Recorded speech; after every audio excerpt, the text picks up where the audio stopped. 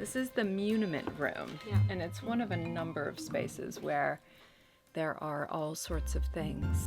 Personal journals, photographs. Oh my gosh, how wonderful. Deeds of land that we don't own anymore, beautiful old historic papers. There's stuff in there that's absolutely invaluable. Oh my gosh, this is the whole thing of how the park works with the drains. There's so much there, it's a little overwhelming. We could do with about 30 more staff to kind of plow through this stuff. I went up there before the pandemic to start understanding what was there. Oh wow, look at this. Bruce was the archivist here for a very long time. Incredible wealth of knowledge. This is the estate correspondence going back to the 1870s. This is the sort of thing that I need to sort of get out of your brain and we need to put into a database, right? Yeah. How much of this is your creation in terms of the order? Oh, well, it's totally my creation. There were heaps of stuff, and it was black, you know. The dust had just built up over it. If you read the family history, you've had peaks and valleys of people paying attention and taking really good care, and then not so much. Yeah. Here's a picture of Charles's grandfather. My hero, he was known as the curator Earl.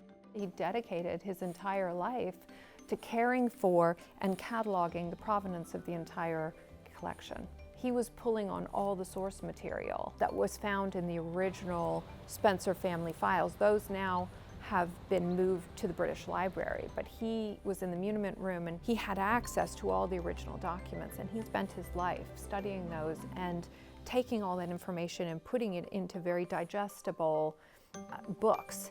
So we've got an entire book for the plates, multiple books for the paintings. We've got an entire book for the silver. We've got an entire book for the walking sticks. Given by the king, Balmoral. And we only had the originals, so they were hand-typed and handwritten. Once I realized what we had and what they were, I was having such anxiety. I was sort of up at night, oh my gosh, if there's a fire or something, these are the only documents, an entire lifetime of work that is in these original documents, of which there's only one copy.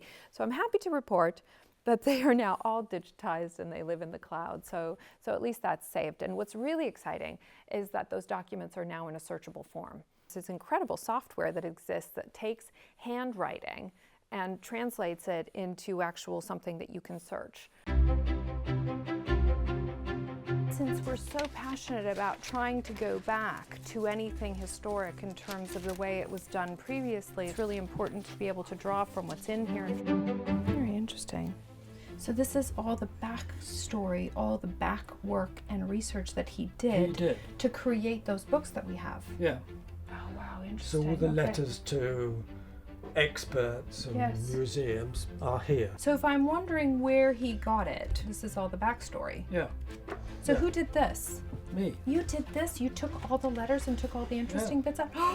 Well done. Yeah. Wow, that's a lot. You definitely don't have to be a Spencer to love this place. We have benefited from generations and generations of people who have worked really hard to preserve and care for it.